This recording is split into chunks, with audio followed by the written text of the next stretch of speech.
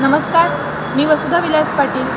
आपण सगळेजणच आज मतदार दिवस साजरा करतो. पण हा दिवस साजरा करण्यापाठीमागे आपण हेही लक्षात घेतलं पाहिजे की सगळ्यात पहिली गोष्ट म्हणजे की आपल्या भारताचं संविधान हे जगातलं पहिलं असं संविधान आहे जिथं आपण स्त्री आणि पुरुष दोघांनाही मतदान करण्याची संधी दिलेली आहे एका वेळी.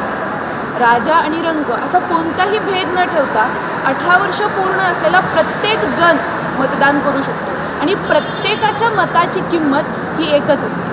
ह्या गोष्टी लक्षात घेऊन आज आपण एक जागरूक नागरिक म्हणून आपली मतं मतदान पेटीच्या माध्यमातून दाखवली पाहिजेत आणि जी लोकशाही आहे, जी सगळ्यात मोठी लोकशाही आपण जगात म्हणतो, ती अजून कशी सशक्त करता येईल हे आपण बघितलं पाहिजे. आणि त्यासाठी सगळ्यांनी आपलं मतदान हे दिलंच पाहिजे, कारण तो आपला हक्क आहे, ते आपला अधिकार आहे. आणि तरुण म्हणून आपण जेव्हा या देशाकडे बघतो तेव्हा फक्त मतदार दिवस साजरा करणं, संविधान दिन साजरा करणं हे त्याचा उद्देश नसून आपण या देशासाठी ही लोकशाही कशी सशक्त करू शकू, ही लोकशाही अजून कशी ठाम कणखर करू शकू याकडे आपण एक तरुण म्हणून लक्ष दिलं पाहिजे.